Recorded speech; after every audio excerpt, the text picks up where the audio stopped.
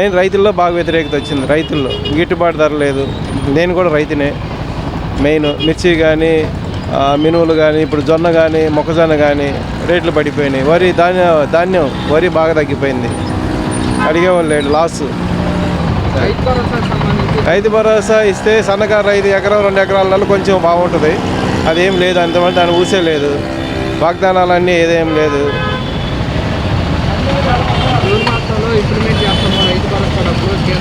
అది చేసినప్పుడు కదా, ఇంకా అది లేదు కదా. అది మెయిన్ అంటే ఎకరం 2 ఎకరాల వాళ్ళకి రైతు 20,000 వేస్తే కొంచెం బాగుంటుంది. అదే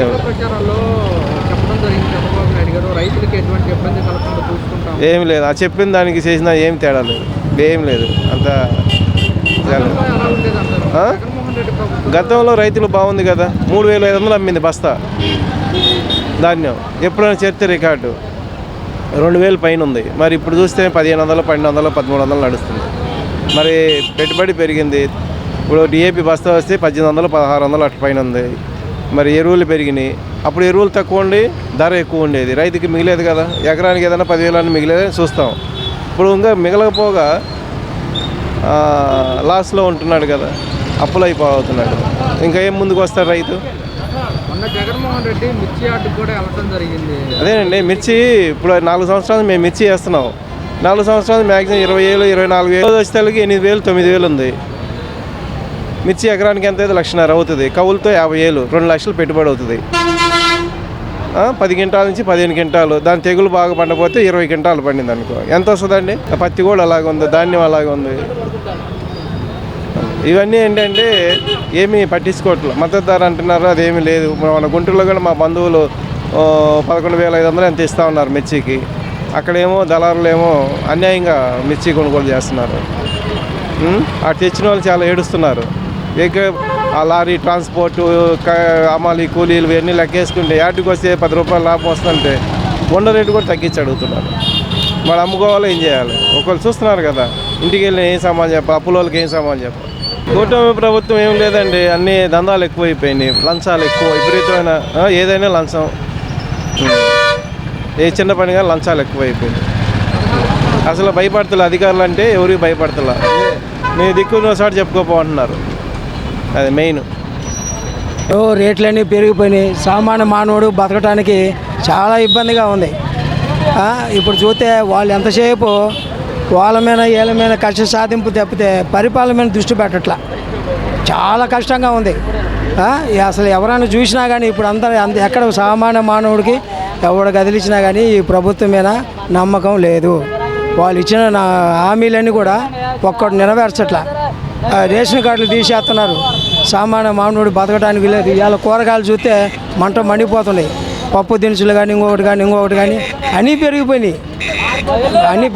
సామాన్య మానవుడు అసలు కనీసం బతకడానికి కూడా వీలు లేకుండా పోయింది. అది నేను మామూలుగా మేము సామాన్య మానవులు మనం ఇవాళ కూరగాయలు కొస్తే మండిపోతుండే. ఇవాళ పప్పు దినుసులు కానీ ఇంకొకటి కానీ ఈ మధ్య పామ్ ఆయిల్ కానీ విపరీతంగా పెరిగిపోయినాయి. తగ్గిస్తానని అన్నారు కానీ వాళ్ళు తగ్గించడం అనేది లేదు.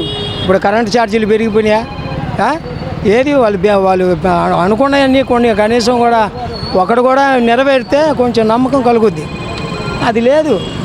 ఇవాళ ఏం దిక్కు తెలియట్లే అసలు ఎట్లా బతకాలి ఏంటి అనేది లేదు. సామాన్య మానవుడు ఇప్పుడు కనీసం బయటకు వచ్చి ఏదైనా పని కొంటే ఆ పనులు కూడా లేవు. ఇప్పుడు సామాన్యం మేము రోజు వరకు కూలి చేసుకునే వాళ్ళం. అయినా కానీ మనకు ఎక్కడ కూలి దొరకవు. ఒకసారి ఉంటుంది, ఒక్కోసారి ఉండవు. బయటకు వస్తే టాపీ మనుషులు లేవు. విపరీతంగా ఇసుక పెరిగిపోయింది. పనులు లేక ఇప్పుడు 3 రోజుల నుంచి ఖాళీగా ఉన్నా. గతంలో కూడా అట్టాగే ఉంది కానీ ఇంత అదుమానం లేదు. ఇప్పుడు పామ్ ఆయిల్ దాదాపు 130, 140 పెరిగిపోయింది. ఇది వరకు కంటే కూడా 50 రూపాయలు పెరిగిపోయింది. అది ఎందుకు దృష్టి పెట్టట్లా? మరి ఆ పరిపాలన మీద దృష్టి చేస్తారు కానీ నిదానంగా చేస్తారు అంతే. అకస్మాత్తుగా ఇప్పుడు వచ్చి 9 నెలలు అయింది. 9 నెలల నుంచి దృష్టి పెట్టట్లా. వాళ్ళ పనులు వాళ్ళు ఉన్నారు కానీ చేస్తారు. లాస్ట్ వరకు అయినా సరే ఏదైనా చేస్తారు. ఆ నమ్మకం ఉంది, జనానికి నమ్మకం ఉంది చేస్తారని. కానీ అది నెరవేర్చుకుంటే మంచిది. చండాలంగా ఉందండి. జగన్ మీద వ్యతిరేకతతో వీళ్ళని ఎన్నుకుంటే వీళ్ళు అంతకంటే దారుణాలు చేస్తున్నారండి. ఇంకంత మించి చెప్పడానికి ఏముంది? ఈ ప్రభుత్వం వల్ల ప్రజలకి ఏమైనా మంచి జరుగుతుందన్న ఆశ కూడా పోయిందండి. అది సార్ పథకాల విషయం మీద అది పథకాలు అనవసరంగా ఎవరు అడిగారండి? పథకాలు ఇస్తామన్నారు, ఇవ్వలేదు. దానికి కారణం కూడా చెప్పకుండా మళ్ళీ దానికి కూడా కారణం గత ప్రభుత్వం అని చెప్తున్నారు. గత ప్రభుత్వం మీద ఎంతకాలం ఏడుస్తారండి వీళ్ళు? వీళ్ళకి అధికారం ఇచ్చినప్పుడు వీళ్ళు ఏదో ఒకటి చెయ్యాలి, ప్రజలకు మంచి చేయడానికి ప్రయత్నం చేయాలి, కానీ గత ప్రభుత్వం మీద అన్నీ నెట్టకూడదండి. అంటే జగన్మోహన్ రెడ్డి అన్ని పథకాలు ఇచ్చేసి రాష్ట్ర ఖజానా ఖాళీ చేశాడు, అందుకోసం ఇంప్లిమెంట్ చేయలేకపోతున్నాడు. అవును, ఆయన ఇచ్చినప్పుడు వీళ్ళంతా ఏం గాడిదలు చేశారు? ఆయన తను ఏమి ఇస్తానన్నాడో అవన్నీ ఇచ్చాడు. కారణం ఏదైతే ఉందో అతను ఇవ్వాల్సింది ఇచ్చాడు, మాట నిలబెట్టుకున్నాడు. వీళ్ళు కూడా మాట ఇచ్చారు, మాట నిలబెట్టుకోవాలి. దానికి కారణం కూడా అతన్నే చెప్తున్నారు. వీళ్ళు ఏమి చేయరండి, ఎంతసేపటికి దానికి జగన్ వీళ్ళు కారణం చెప్తున్నారండి. రాష్ట్ర ఖజానా కొంచెం ఆర్థికంగా పుంజుకోగానే పథకాలు ఇంప్లిమెంట్ చేస్తాం. వీళ్ళైతే ఏ పథకం ఎవరండి? ఆర్థిక పరిస్థితిని మెరుగుపరుచుకోవడానికి ఏదో ప్రయత్నం చేస్తూ ఉంటారు కానీ చేయరు. బీజేపీ అండ ఉన్నంతకాలం ప్రజలకి ఏది అందదండి. చెప్పమంటావు చెప్పు. మీకు నచ్చింది చెప్పండి సార్, మీ అభిప్రాయం చెప్పండి. సూపర్గా ఉంది. పథకాలు ఇస్తుంది. పథకాలు బోల్డ్ అని చాలా పథకాలు వస్తున్నాయి. పథకాలు ఏమి రావట్లేదు అన్నారు. పథకాలు ఇంకా ఏమీ రావట్లేదు, ప్రభుత్వంలోనే వచ్చినాయి. ఏ పథకాలు ఏం పథకాలు అన్నీ బాగానే ఉన్నాయి, చెప్పడానికి ఏం లేవు. గతంలో అయితే బాగానే ఉండే పథకాలు విషయంలో కానీ కదా. అప్పుడు బాగా మరి ఇప్పుడు పథకాలు ఇవ్వడానికి కొంచెం లేట్ పడుతుంది. అది ముందు వాళ్ళకి తెలియాలిగా, వాళ్ళు చెప్పారు ఏవి పెడచేవని పెట్టారు, ప్రజలు కూడా మోసాన్నే నమ్మారు, అనుభవిస్తున్నారు. దానికి అంటే రాష్ట్ర ఖజానా చూస్తేనేమో ఖాళీగా ఉంది, ఆర్థికంగా పుంజుకుంటే పథకాలు ఇంప్లిమెంట్ చేస్తాం. పుంజుకోకూడదని ముందు తెలియదు, హామీలు ఇచ్చినప్పుడు తెలియదు. అంటే జగన్మోహన్ రెడ్డి అన్ని పథకాలు ఇచ్చేసి రాష్ట్ర ఖజానా ఖాళీ చేశాడు. సో అందుకోసం అది అవాస్తవం. కావాలని మన దౌర్భాగ్యం ఏంటంటే ఎడ్యుకేషన్ లోనేలు సీఎంలు డిప్యూటీ సీఎంలు అయ్యారు. అది మన ఆంధ్రప్రదేశ్ దురదృష్టం అనుకుంటున్నాను అంతే. మే మాసంలో మే నెలలో తల్లి వందనం ఇంప్లిమెంట్ చేస్తాము. ఏం చేయరండి వీళ్ళు, ఏం చేయరు.